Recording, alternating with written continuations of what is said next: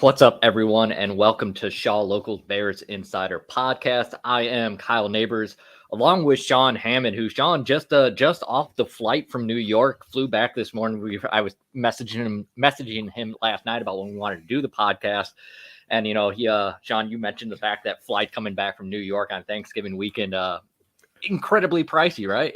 Yeah, Sunday night wasn't going to work for me this weekend.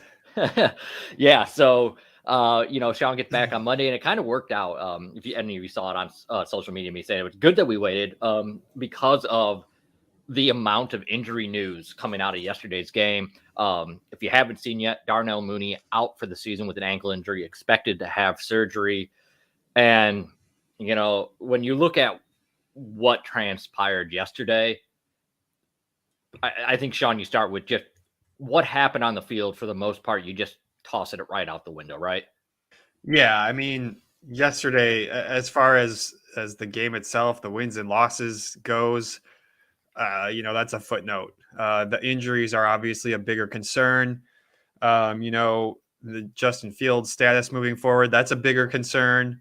Obviously, you lose a guy like Darnell Mooney, that's going to hurt your team both on and off the field. He's even though he's not a captain, he doesn't wear a captain's patch. He is certainly one of the leaders in that locker room, and one of their best playmakers on offense. And now he is done for the season. I know you're only looking at 5 more games, but that's still a big bummer. Yeah, and particularly with the fact that the Bears offense, at least, prior to the Justin Fields injury, had started to get on a roll. Darnell Mooney in the passing game, while still, needed to see a lot of progression over the next 5 weeks, was starting to take off a bit. And that's the worst part of it, right? Is because you really wanted wins and losses. It never really mattered at any point this season. But I think as you started to see the progression for Justin Fields in the run game, the next step was to really see that vertical passing game take off. And you wanted to see what it was going to look like with Darnell Mooney and Chase Claypool and Cole Kmet really as the 3 centerpieces of the offense. So it robbed you of that right away. And the other thing, I mean, if we get more and more into injury news here, I mean, Chase Claypool definitely a little dinged up after that game yesterday. So, I mean, this is a mess. That's what this is. Yeah, you're looking at a mess, and I certainly think Claypool's going to be fine. They might take it slow with him in practice this week, but he's after the game first he denied that he was injured and said that he tweaked something. It's no big deal, but they were looking at him in the medical tent, so there was some concern by the staff that he wasn't right, and he was running up and down the sideline at one point. So clearly something was a little bit off there. You got your 2 tackles, your 2 right tackles, Riley Reef and Larry Borum are both injured, a shoulder for Reef and ankle for Borum. The Borum one happened right towards the end of the game. We never did see him again, so we don't really have a full idea of how bad that was. But yeah, the injuries are piling up. It's a shame. I think you forgot you. I don't think you mentioned Eddie Jackson there even, and that's another one. And Eddie, that was that one happened first. That was the first big one yesterday, and it happened nowhere near the football. He was not hit by anybody, non-contact, goes down. It was really weird sequence because you see Garrett Wilson, I think it was, catches the ball, and Eddie Jackson should have been there. He would have been in that spot to make a tackle right there. And it took a split second to realize, wait, what the heck just happened? As you're watching Garrett Wilson just running down towards the end zone. And then, I didn't even watch the end of that play because my eyes went right to Jackson, who was down on the ground holding his foot. And that's a bad one. That's not good. We don't know a whole lot more. Eberflus didn't really shed any light on that Monday. It sounds like maybe Eddie has another doctor's appointment sometime today or tomorrow. I don't know if that means he's getting further evaluation, second opinion, whatever, but we will probably not know more until Wednesday on Eddie Jackson's status. Between how it looked on the field, a non-contact injury, the amount of pain he was in, and the fact that today they were saying that they were still trying to figure it out, that he still, was getting opinions, or however they phrased it there. I'll be honest. I'll be pretty shocked if we see Eddie Jackson on the field for the rest of this season, Sean. Yeah, I would be surprised as well, just because of the way it all looked. And sometimes those things can be a little bit misleading. You know, you think, heck, Okay. I thought last week that, or whenever it was, the games are starting to blur together. I thought Travis Gibson was done for the year, the way that he was being attended to on the field. And sometimes those things are a little bit misleading. And he But got back in that game even. yeah, So he played in the second half at some point in that game, which it was great to see, and hopefully that's the case for Eddie, that he can get back here at some point this season. But we're looking at only 5 more games, and anything, anything that's going to set you out for a month could at this point just mean you're going to finish the season on IR. yeah, particularly when you're talking about a veteran player with not a lot to prove. This isn't a Justin Fields type thing. Like, you know what Eddie Jackson is. He played well in this system this year. Like, if you need to shut him down, that's certainly not the end of the world. But before we go any further, I want to make sure and get the propers out of the way. Thank you, everyone who's joining us live on YouTube, on Facebook, and on Twitter. If you would like, and it really helps us guide the show, we already got some comments in here, some questions in here. Jump in, throw your question in there. It lets us know what you guys want to talk about. If you're on YouTube, hit the thumbs up, subscribe to the page, helps other people find the show for us. Leave a comment as well. Give us some feedback. Always appreciated. If you're not following us on Twitter, you can find us at Bears_Insider. You can find Sean on Twitter at Sean_Hammond. You can find myself on Twitter at Kyle Nabors. Of course, this accounts for assuming that Twitter is still going to be around. Always a concern. I'm going to quickly derail this just for a second, because I was down at, I think most people know that listen to this regularly, know that I do a lot with our high school football stuff at Friday Night Drive. So I was down at U of I for Champaign this weekend, and you start looking through, Sean, and I actually forgot exactly where I was going with this. What was I even talking about? Did you have fun at state football, Kyle? I did have fun at state football, but there was some that I was going to say about that tied into the Bears that I wanted to bring up, and I was reading comments that I did it. That's what I get for distracting myself here. I don't know where I was going with That's that. okay. Sometimes we get in the weeds on the comments too and lose our train of thought. Yeah, we rescue were talking injuries though. We were talking about Eddie Jackson. I don't know if that helps jog. No, there was somewhere else I was going with the thought, and I just completely lost it. But anyway, so let's just go back. You look. Let's start on the secondary side of things, because here, Gary chiming in, Gary Ross, a regular here with do the Bears have 46 healthy players? And it's going to be tough to get to 46. It feels like right now. Yeah. Particularly if they're not on the practice squad. Right. But man, Jaquan Brisker out last week, Kyler Gordon out last week. You're probably without Eddie Jackson here. And it's just, we're reaching the point quickly where I'm starting to wonder, like, what else. Like, I see Mike B, good friend Mike B, chiming in here, talking. I'm ready to talk draft. Like, we've quickly all of a sudden hit that point. Yeah, we are at that point, and it's. I think everyone's going to be. Everyone gets up for the Packers matchup, and I think it's good that for the schedule makers that it comes this week, because after that, I think you're right, Mike. I think we're going to be talking about the draft for most of December after this week. You knew it was going to be a tough game yesterday with Gordon and Brisker out with concussions. Then you throw on top of that what happened to Eddie Jackson, and the result is exactly what you saw in that second half. I mean, you had Mike White and the Jets just picking apart the Bears secondary, and that's not great. You never want that. I do think if the Bears were at full strength, they would have had a little bit more fight in there. We like I said before, we don't know what Eddie's situation is, but I expect we'll get Jaquan Brisker and Kyler Gordon back out on the field sometime soon, hopefully this week, but certainly in the next couple of weeks, and that's going to help the cause there. They certainly need them, because the pass rush, again, completely ineffective yesterday. Although we did get a sack from a defensive lineman for the first time, and how about that? Like forever. The new guy, Armin Watts, coming through with the sack in the first half.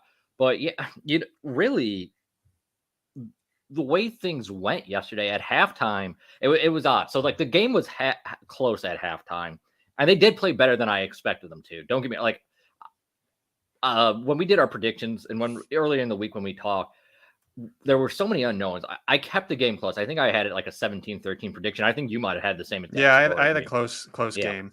I just kind of figured low scoring.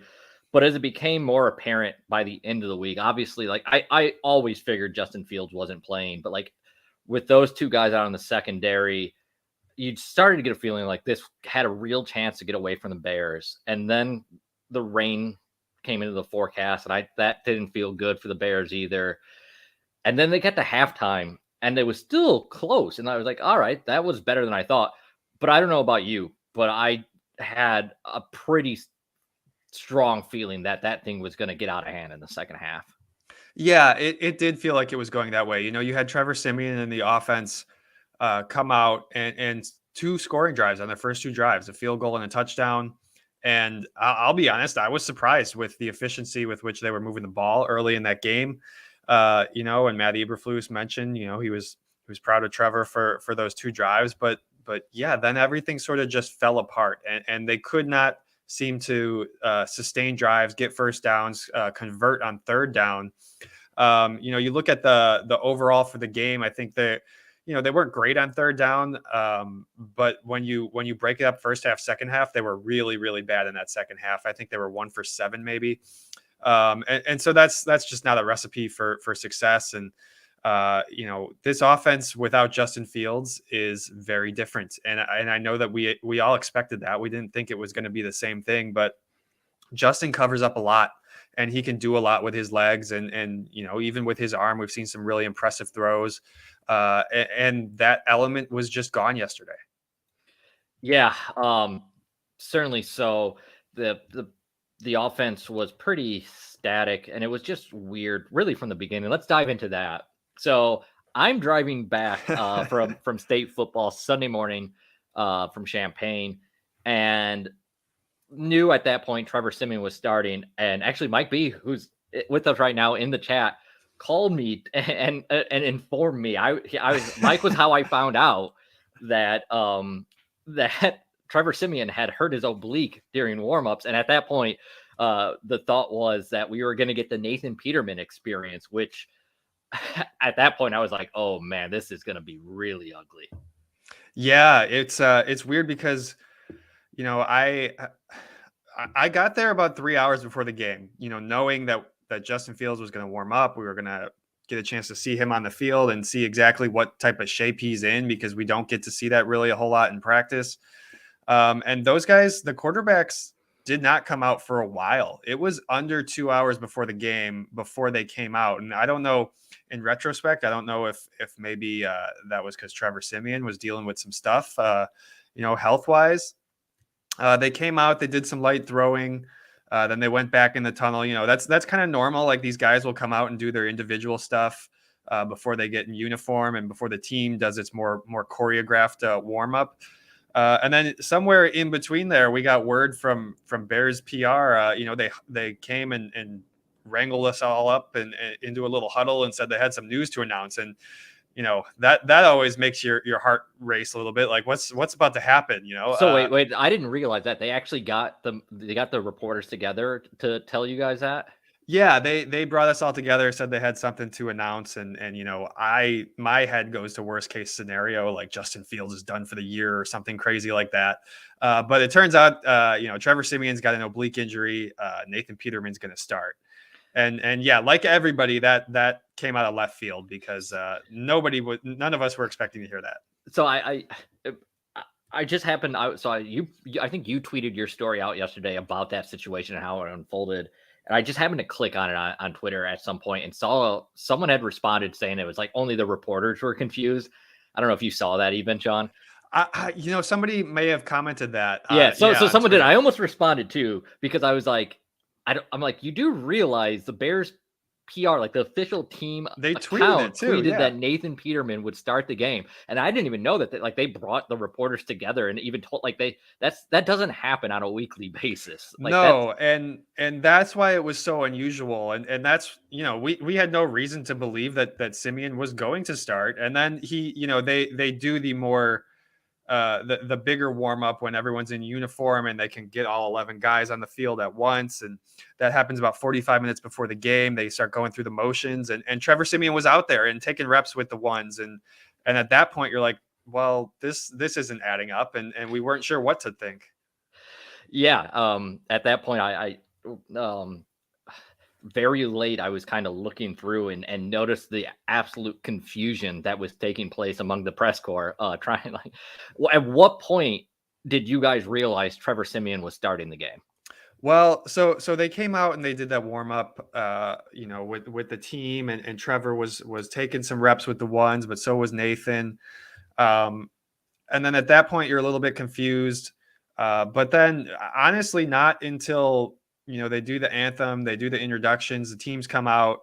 Trevor's got his helmet on, and Nathan Peterman doesn't. That's If pretty you want to wild. read into that, so we're kind of tweeting that, reading into that, and then of course the Jets took the opening kickoff, so we didn't even know until after the Jets' first possession for certain that it was Trevor Simeon who was going to come out and start that football game. That's wild. I mean, that's absolutely wild. That does not happen in the NFL, where you're literally getting ready for the opening kickoff and you're still not sure who's starting at quarterback for a team. So I think there's a joke in there somewhere about Matt Eberflus and his whether this was clearly unintentional, but taking that subterfuge to the next level yesterday. Yeah. Mark chimes in here. Mark says, "Will the Bears win another game this year?" Well, really any of us are. It's hard to ask us. If you look at the Shaw local predictions every week, I think we're either all five of us are either at 500 or below. I think we all got to win this week. I think we all took the Jets. I think we did. But to say, like, for me to tell you if I think the Bears are going to win another game this year, I'm not the right person to ask, apparently. And of course, a lot of it comes down to whether we get to see Justin Fields back on the field anytime soon or not. And really, I mean, that's the conversation we should be having right now, right? Because there's not, and if anyone has a specific thing from that game yesterday, a specific play, a specific sequence, something about a player you guys want us to address, we're more than welcome to. But like, there's just not a lot to dive into that game. That's the type of game that you just want to wash your hands of and move on. Yeah, like, there's one specific thing I will get to, or I want to get to on the defensive side. But before that, let's turn our attention, because the next question comes to, and it ties into, will the Bears win another game? Is this game against Green Bay? And we have absolutely no idea if Justin Fields is going to play. The Bears have given us no indication exactly where Justin Fields was. So I'll start with this. How did he look yesterday warming up?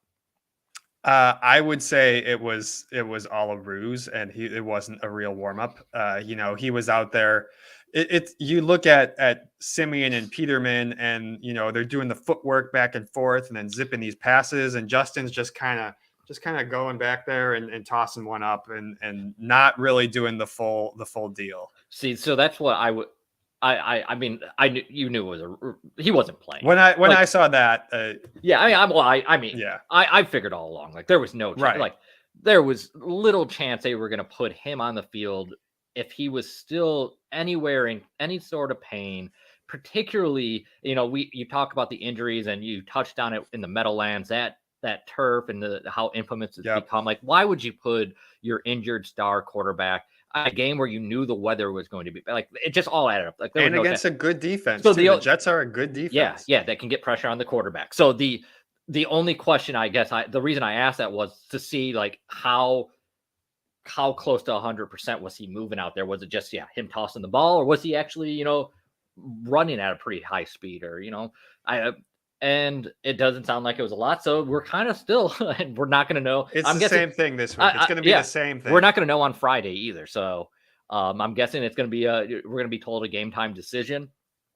the game against the Packers gets a lot more entertaining and a lot more interesting, though, if he plays, obviously. And the other part of this, going into this game, and we talk about will the Bears win another game, is the fact that one, the Packers aren't good to begin with, but Aaron Rodgers left that game last night with a rib injury. Jordan Love actually looked decent. It looks pretty Checking in good for him. Yeah.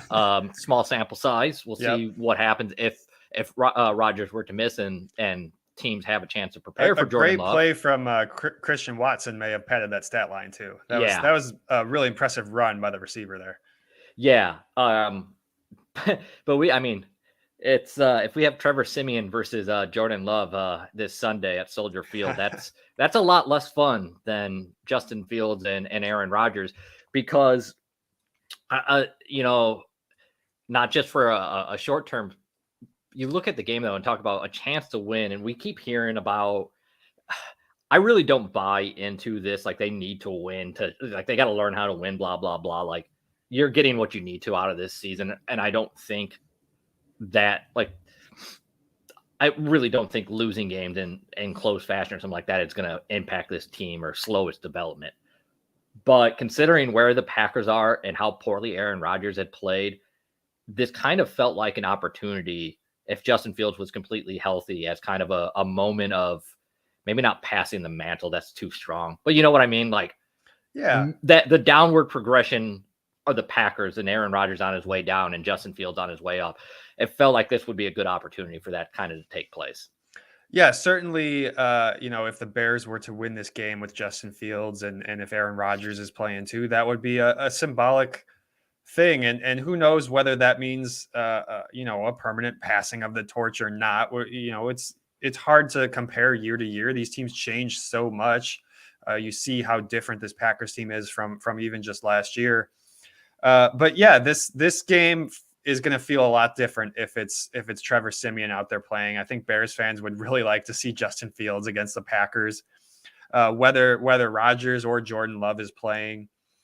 It's not only just the fact that, potentially beating the Packers, but also, pulling even with them in the standings. And I know you're looking at the bottom of the barrel in the NFC North. Neither of these teams is going anywhere, but I think the Bears would feel really good if they finished one step ahead of the Packers in the division. So I'm gonna pull up Tankathon right now because I just want to remember that. So the Bears are now, and we got to kind of look at this in context, right? Because the Bears have played more games than both, or they're at 12 games, haven't had their bye week yet. Neither has Green Bay. The Bears are currently with the second pick, according to Tankathon, but other two teams at 3 and 8 are the Rams and Denver. So that has a little bit to do there. Green Bay currently 9th at 4 and 8. So it'll be interesting to see how Bears fans handle if Justin Fields was to play this game, right? Like, the idea of wanting to beat Aaron Rodgers and the Packers is a lot of fun, but at the same time, that messes with your draft position, not just your draft position, but that actually would help the Packers. So, kind of an interesting wrinkle for Bears fans this weekend. Yeah, there's an interesting situation from that standpoint, and certainly the Bears, certainly Matt Eberflus and the players aren't going to care about that. But I would bet that's something that's somewhere deep in the back of Ryan Pohl's mind as he's going through all this and trying to figure out whether Justin should play. And to the other point is that the Bears have that bye week coming up, and maybe you do just sit out Justin Fields for one more week, and then really you're buying yourself 2 weeks, and he doesn't have to play until I think it's the 18th or something after this. So that's going to potentially be an opportunity for him to get some rest for that ailing left shoulder. I wouldn't be surprised, and in fact, I lean that way a little bit. It's not a strong lean yet. We'll see by Wednesday and Thursday how things are progressing. But I tend to lean that Justin Fields won't play in Green Bay, let him get out, and then we'll probably see him the last few weeks of the regular season. But the other thing there, going back, talking about the nuance of a Bears win over the Packers, what it would mean for the draft, not just the fact that the Packers would move up, but you start looking at how much the Packers have fallen off now at 4 and 8 here. They just gave Aaron Rodgers that extension. But I mean, I don't know about you. I don't know how tied they are to him long term at his age. Um, and particularly, like, let's say Bears win this game. If the Packers end up in a top 5 pick, I find it really hard to think that they would pass on a quarterback, you know, unless Rodgers missed some time here and Jordan Love lit it up down the stretch, and I just don't expect that to happen. So that's just not like another thing that would be weird. Like the Bears beat the Packers end up, let's say, like with the 5th overall pick, and instead of having like the 11th overall pick, and they end up with the quarterback because of it or something like that. Just these little scenarios that are running through my head now that I start to think about teams being out of contention. Well, that's why I think it would be, you know, it could be in the Packers' interest to see what Jordan Love has here in December and give him some opportunities, whether that's because of Aaron Rodgers' injuries, just kind of sideline him for the rest of the season or what. You got to see what Jordan Love can do. And he certainly looked good last night. And I know the announcers were talking about all the progress that the coaches and his teammates say it in what they've seen from him from this year to compared to the past years. But yeah, you got to see that in game action, and he hasn't really played all season. I would be surprised if the Packers are going back to that quarterback well in the draft, just because you got a 1st round pick sitting on your bench in Jordan Love. But you can't really say until you see him play some more. And so maybe the Packers are in that same situation where you're at the end of the year and you don't have much to play for. Let's see what some of these young guys can do. The NFL is such a weird place. Now, I expected the Bears to be sitting down here at 3-8 or something like that. I did not expect the Packers to be down there with them at 4-8, and certainly didn't expect to see the Rams vying for one of the top picks. Well, I guess they're not technically tying for a top pick. They already traded that away to Detroit, which I'm sure our Denver. How about Denver too in that same situation? A team that we didn't expect to be in that top 5 conversation. Yeah, I've already seen people making the joke about waiting for Jim Irsay to go bail Denver out and take Russell Wilson off their hands. But Rick, good friend of the show, popping in here. Oh no, draft talk already. Rick, we talked about. We're trying to hold off for a week. Yeah, we're trying, but in the context of looking towards next week, it's kind of hard to avoid, and we're not really getting into like players and stuff like that. But at this point of the season, you do have to start looking at it in that context of where teams are, because that is going to inform their decision. Even when they tell you that they don't care, that they want to win football games, they're lying to you. Like. Particularly rebuilding teams, they know exactly where they are and what they need to do to try and get where they are. Here, I'll go with Mark first quickly. For the record, I want Fields to play, but I also want a top 3 pick. Gary that Ross strategy has worked out perfectly for the last month. and you need a top pick so you can trade back. And that's why it's great to see Justin Fields playing well, because it does give the Bears that versatility. Let's just say the Bears end up with the 3rd overall pick. Like, that gives you so much flexibility, whether that's trading back and extracting, frankly, way too much for a team that's desperate for a quarterback, or maybe it's, and I don't expect this to be the case, as a weaker wide receiver class, but maybe there's a stud wide receiver. Maybe there is someone that the Bears think is their Justin Jefferson or Jamar Chase, or maybe there's that offensive tackle, that left tackle that you feel really strongly that can be that anchor guy, or there's that pass rusher. The Bears clearly are going to need pass rushers. They have so much flexibility with having Justin Fields now going into this draft, that it does make this at least a more entertaining conversation at this point of the year, when there's possibilities. Yeah, look at what the 49ers gave up to go up to number 3 and to get Trey Lance in that same draft where the Bears took Justin Fields. If you're sitting in that 3rd spot and you don't need a quarterback, that is a perfect scenario. Now, I don't know that the Bears are going to wind up 3rd.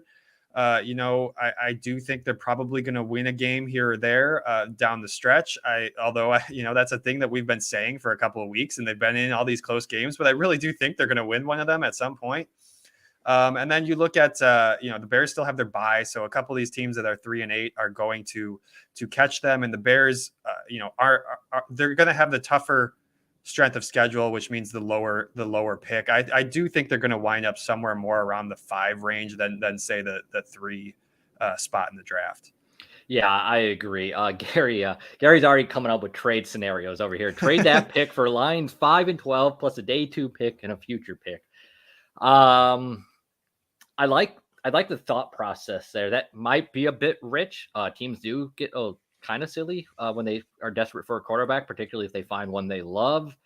I would have a hard time, Gary, seeing the Lions want to trade that much ammo to the Bears in the division when they've already apparently or look Yeah, that's a likely to good have point. figured out their quarterback. You don't want to give Justin Fields more ammo. But the Lions will be far from the only quarterback needy team that are probably willing to pick up the phone and do something dumb when we get to late April or early May, whenever it is. It's too late in the year. I liked it better when it was early April. I don't know, Sean. Where do you want to go from here? What else we got? Well, yeah, we don't have to get too deep into the weeds on draft talk and looking into the future. We do have 5 more weeks of football here. I don't know, Kyle. What's on your mind? You got any thoughts here? You guys in the chat got any direction you want us to take the rest of the show? Gary, with the point of the Lions trade with the Vikings all the time. Yeah, I'm not saying it can't happen. It has happened twice Yeah, in the last year. yeah, and I'm not saying the Bears or the Lions wouldn't make that trade. It's just I think they prefer other routes, obviously, than going that way. Also, um, I don't know about you, Sean, but I've been pretty underwhelmed with the Minnesota Vikings front office staff over the last 5 years or so. Like they've had some nice hits, obviously. They've also made a lot of boneheaded decisions, which is why there was a change this past offseason. Mm-hmm. And I was not a big fan of the way the Vikings approached their offseason. I'm blanking on the is it Quasi? Yes. Yeah. Adolfo Mensa. Yeah.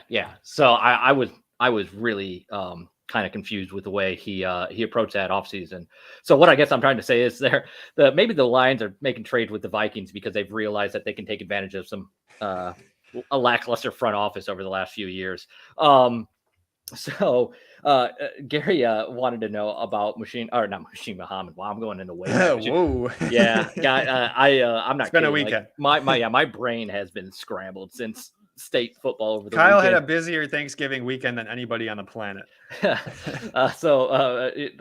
about obviously Al-Qadim Muhammad, defensive lineman for the Bears, asking if they should cut him. I don't know if there's a reason to cut him at this point, particularly with all the injuries. But like, I get it, Gary. Like, he is really underwhelmed. I see no reason to bring him back next year. Yeah. You're not going to cut him right now, but he hasn't shown me any reason that you need to keep him on your roster long term. Yeah, I mean, there's not. I don't see a reason to cut him right now, but you're right. I don't see any way he's back here next year, and I am disappointed with that signing because I thought. I didn't think he was some guy that was going to be an anchor for the next 6 or 7 years or something like that, but I thought he could be a pretty good rotational player in the short term and maybe 2 or 3 years down the road still have enough left in him where he could still be an effective part of this roster. I just don't see that being the case anymore. No, I mean, he has 1 sack and 0 tackles for loss. That is not, and I know he missed a couple of games with injury, but you're still looking at 9 starts. That is not really what anybody was expecting out of him.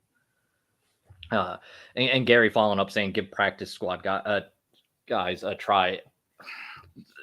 You can't just always do that. Like some of those guys just simply aren't ready. Like those are developmental players. There are some guys, you get some of the veterans in there. You do occasionally get a youngster ready to go. Any NFL coach will tell you though, there are instances and fairly regularly that if you toss a guy like that into the starting lineup and try and give him a chance too soon, it's going to blow up in your face and you're setting yourself back more than it's worth. And I don't know that, just flipping through the practice squad right now, I don't know that there's a whole lot of guys who, I mean, certainly you anybody can surprise you and play better than expected, but I don't think there's a ton of guys on that practice squad that are really those long-term developmental type guys. I mean, sure, Chase Allen is one. They had Jake Tonjes on the active roster for a while, but most of these guys, I don't know that it's worth bringing somebody up. I mean, when you do that, you also got to cut somebody from your active roster. So I don't think they're going to just do that just to do it. when after the draft, I don't know what the numbers are now. Honestly haven't looked. I know after the draft, the Bears had the most rosters on the roster of any team in the league, and there was a The most lot. rookies. Yeah, I'm sorry, Yeah. the most rookies of any team in the league, and that's to be expected with a rebuilding team. But that's also a sign that a lot of those guys are developmental guys that are going to take a bit of time. The last couple of weeks, I do expect you are going to see more of those guys. But Gary, like just cutting someone like a veteran like Al Qadim Muhammad to throw someone in there just to throw him in there is probably not going to work out. So it's you're trying to figure it out, I guess, a little bit as you go. Mark with the question: who will the Bears target as Ted Phillips' replacement? Any chance it's a football person? Mark, and this is I'll be completely honest with you. This is where I really miss being able to have Hub with Yeah, us Hub would because have a great answer for that. yeah, I don't know enough about the way the Bears want to structure their organization. I mean, Ted. So for all of the angst over Ted on the football side of things, which is completely understandable, right? There was a reason that they talked about him coming or dialing it back and focusing on the stadium deal. Is the other side of that is Ted was very, very well respected by the McCaskies for his other abilities within that franchise.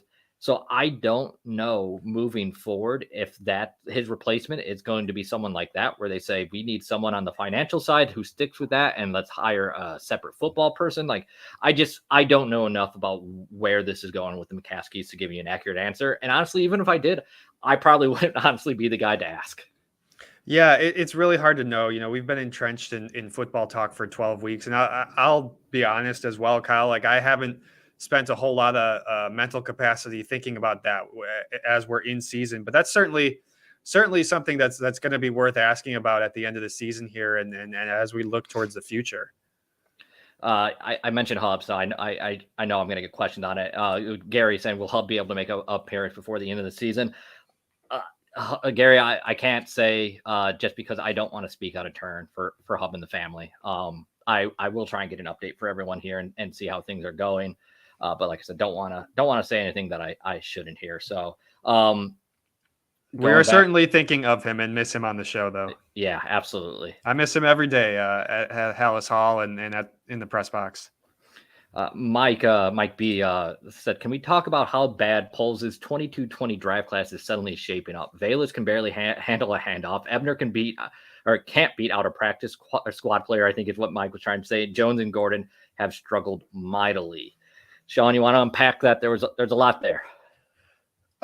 Yeah, I mean, well, the interesting one of the interesting nuggets was Darrington Evans, pretty much surpassing Ebner as that second running back yesterday, behind David Montgomery. And yeah, that's notable. I mean, that was Ebner had the opportunity to sort of take the reins as the number two and didn't look great last week and seemed to have lost that spot now. And you're talking about Darrington Evans, who has some experience in the league, and he looked good on a couple of touches where he had the ball in his hands.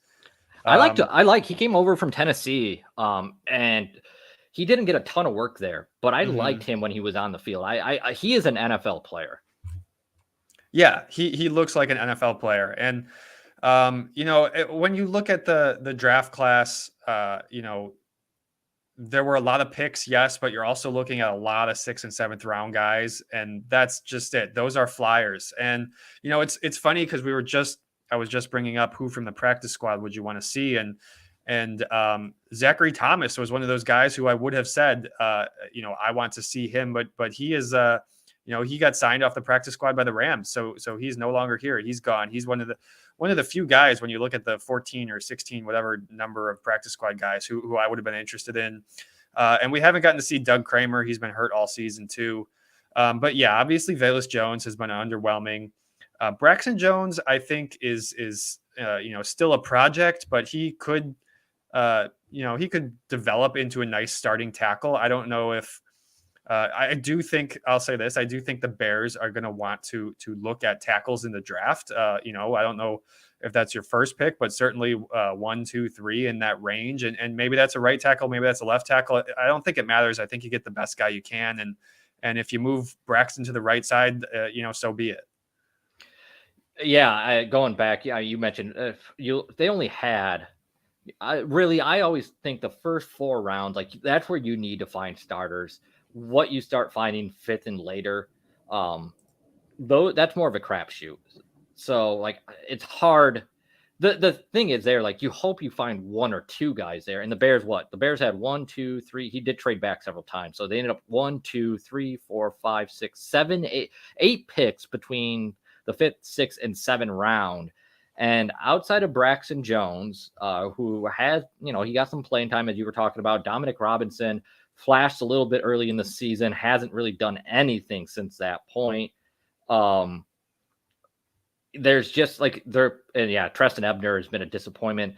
It makes it look a lot worse when you can't find anyone down there. I will say, so like Jaquan Brisker is playing pretty well. Like I've been impressed with Jaquan Brisker. Mike had said in that comment that Kyler Gordon struggled mightily, and I disagree with that. I wouldn't go that far. He has struggled at times, and I will say, and times at certain points he has struggled mightily. But I think mightily saying that consistently is overreaching. I think there's also been some really good moments for Kyler Gordon. Yeah, I agree. I mean, he got the spotlight on him in that week 2 game against the Packers. The last time, the Bears saw the Packers, and rightfully so. They attacked him, and he had a bad game. But he was in. You talk to the coaches after that game, and a lot of them, those defensive guys were saying, he was in the right spots a lot of the times. It's just minor adjustments, and I think you've kind of seen him make some of those minor adjustments as the course of the season has gone on. I thought he was playing one of his best games in Atlanta when he suffered that concussion, and I forget when exactly the injury happened, but he wasn't able to come back in the game. I think he's been playing much better the second half of the year than the first half. Yeah, I agree with you. Trying to go back up here. Mike B had followed it up, and we have a lot of questions. And I do want to hit on this about the questions about Ryan Poles here. First off, what I'm going to say is don't overreact here, guys. But it is a discussion I want to have because there are some interesting tidbits here to discuss. Their best offseason move at this point was kicking Jenkins into right guard, and they didn't even want him. That's a fair criticism. That is probably the best move they had, and you are right. And it was made out of pure desperation. Yeah. So that's when people, and like Mark followed it up with, I'm sorry, but I'm not sold on Poles. I think that is ammunition when you talk about, like, it's a little concerning that was how you stumbled into Tevin Jenkins. And the other thing is, like, you start looking at the players that have really excelled this year. Justin Fields, not a Ryan Poles draft pick. Cole Kmet having a particularly in the second half of the season, not a, you look at the free agent class, there wasn't a lot there, but you knew that based on what they signed. There weren't a lot of names that you felt like were going to be long-term names to begin with. So it's kind of a balancing act, I guess, because this offseason, this to me is a really, really important offseason for Ryan Poles. And if he bungles it, I think that you should feel alarmed at that point. Yeah, I'm willing to hold off my judgment and wait and see this next offseason. Because remember, when he took over the job, didn't the Bears have 5 draft picks? No first round pick. He obviously, you don't like to lose Khalil Mack, but he turned that into Jaquan Brisker, and a 6th round pick as well. And he wasn't exactly coming into the situation where you have all your draft picks and you can get whoever you want in that first round. So I'm willing to sort of wait and see where this goes, because like we were saying, a lot of those late round picks are just shots at the dartboard, and you hope a couple of them stick, and maybe you got a Braxton Jones and a Dominique Robinson, and maybe there's another guy in there who will stick around. It's been curious that we haven't seen Ja'Tari Carter. He's been on the active roster the entire season, or most of the season. That's another guy you could throw in there who hasn't played a snap, I don't think, all season. If he did, it was probably on special teams. But yeah, I'm willing to wait and see. And Ryan Poles has maneuvered himself into this position where he has all this salary cap is what I'm trying to say. He has all this salary cap and he has his draft picks. This is where he's really going to get to work, and we'll kind of see what he has going for him. Yeah, this conversation in May is going to be a lot more informative than it is right now. Might be talking about tackles in the draft. Going with Peter Skoronsky, the Maine South grad, who is now dominating at Northwestern, looking like he's going to be a pretty substantial first round pick. Guy that I got to see in high school, and I'm going to derail us just for a quick second here, Sean. We were talking about it down at State, Michael O'Brien and I, Mike O'Brien, who is the preps editor for the Chicago Sun-Times. We were talking about the rapid increase of not Division I high school football recruits, but the high level Division I recruits really exploding in Illinois over the last 7-8 years. And a big part of that has been on the offensive line. This is derailing us, but like you look at Peter Skoronsky, right? You got Trevor Keegan from Crystal Lake now starting for Michigan. You got Miles McVay, who I just saw on Saturday, who is committed. East St. Louis offensive lineman committed to Alabama. They had another lineman committed to Illinois, another one to Arkansas. It's kind of incredible. If you like football, if you live here in the state of Illinois and like football, the amount of talent that this state is starting to churn out, and some of these guys that a few years from now, guys like Luther Burden, not an offensive lineman, but guys that we're going to see on Sunday. Yeah, and you know what? We saw Jaleel Billingsley a couple of years ago. He was at Alabama. I think he was at Texas this season. And it was fun to watch. I saw a lot of Trevor Keegan back when I was doing the preps up in the Crystal Lake area. Covered I think his last 3 years of high school, and he was blocking for JJ McCarthy on that rushing touchdown. How about that? Yeah, JJ McCarthy starting at Michigan at quarterback, went to NAS before transferring down to IMG, and also on that roster is AJ Henning, who went to Lincoln Way East. Not getting a ton of playing time, but it's really cool to see it develop from the high school level, and then us doing our Bears coverage and seeing some of these guys make it to the NFL. But going back here, we had a question. Let's see if I can find it about Mike Johnson checking in. What exactly happened at right tackle yesterday, Sean? Yeah, so it's weird. I don't know that anybody else in the press box saw what was going on with Riley Reef. He played the first possession, and then second possession, Larry Borum comes out there, and apparently Reef at some point was checked out by the medical staff because he just vanished from the sideline. We didn't. I don't know that anybody saw him leave the sideline. At some point, he obviously did get checked out and left, but they deemed it a shoulder injury. And then Larry played most of the game until the very end. He was dealing with some type of, I think they called it an ankle injury today on Monday. But he went down and had to come out of the game. And Michael Schofield went into that right tackle spot to finish out the game, which was only maybe one possession or so, half a possession, something like that. So yeah, that's obviously some concern on the right side of that offensive line.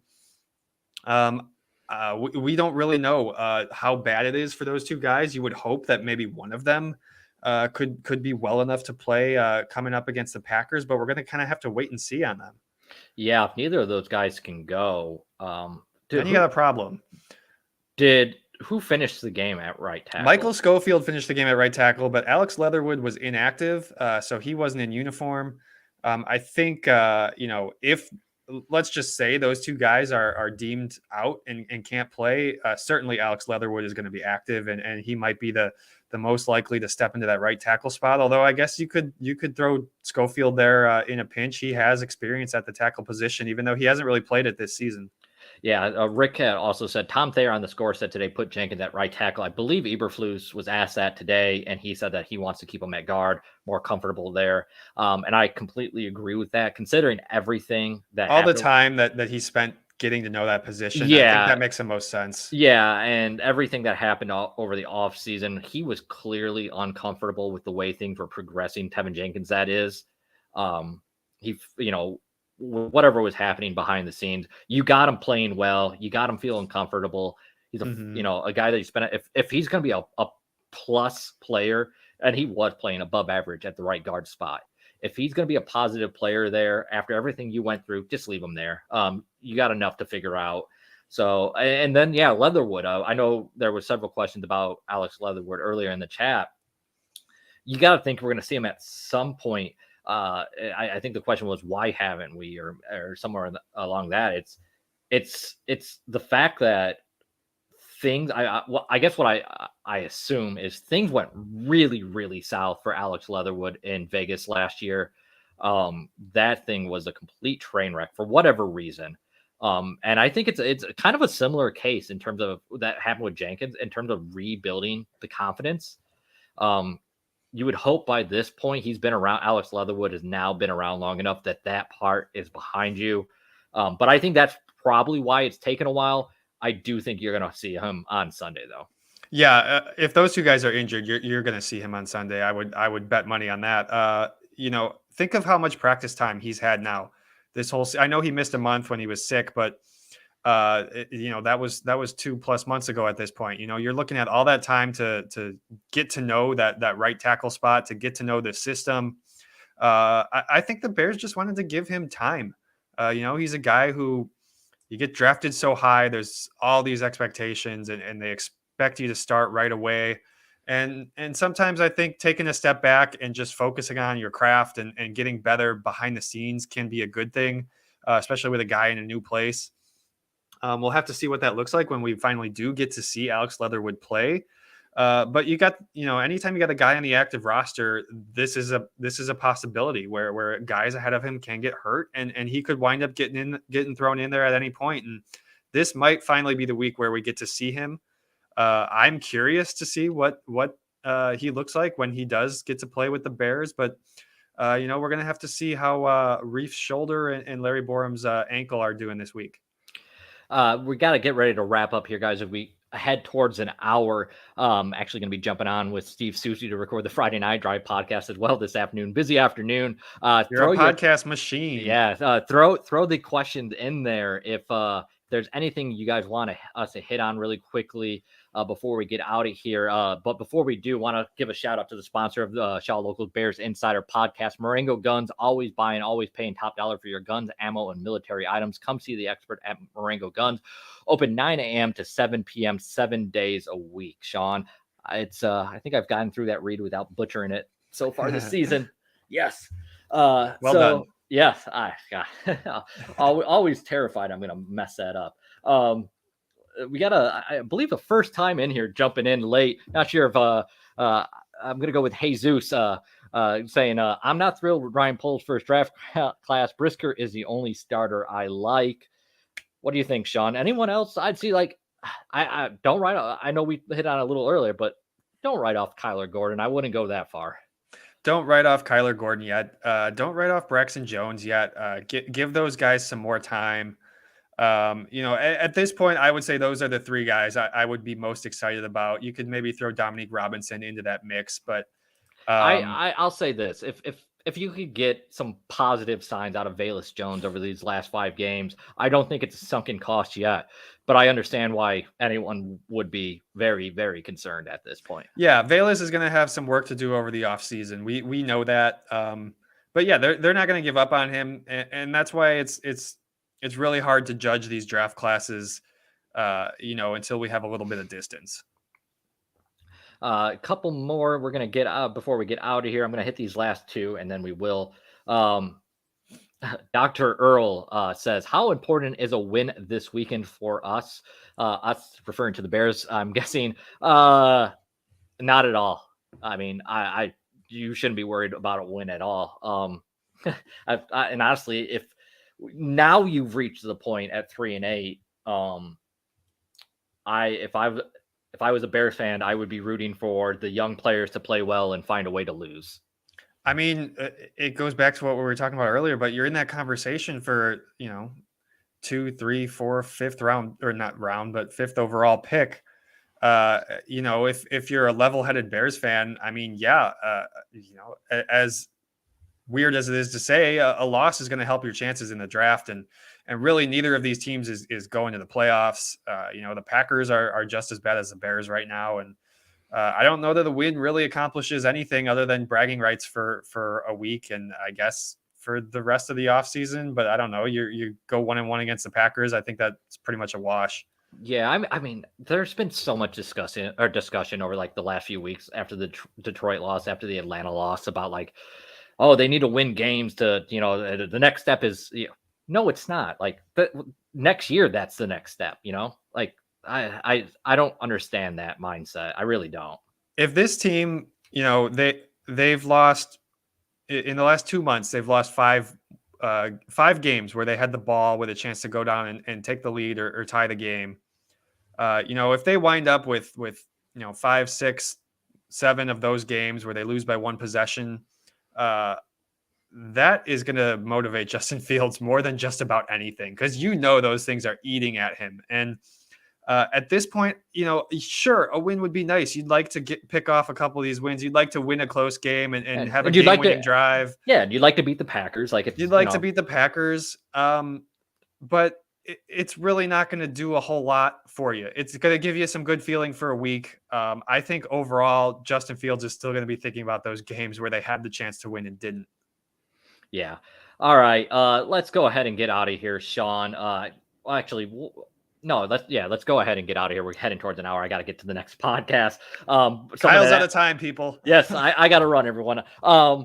So I think someone had asked Friday for the next podcast. Yes, Sean, we're good with that? Yeah. We're good Friday with that. Morning. And you know what? We're at home the next couple of weeks, home games, so I shouldn't be flying back late or anything. Yeah, so anticipate 9:30 Friday morning. We'll be back with you. We'll have a much better idea what the QB matchup is going to look like. Actually, I shouldn't say that. We might not have much. We might not. We might not.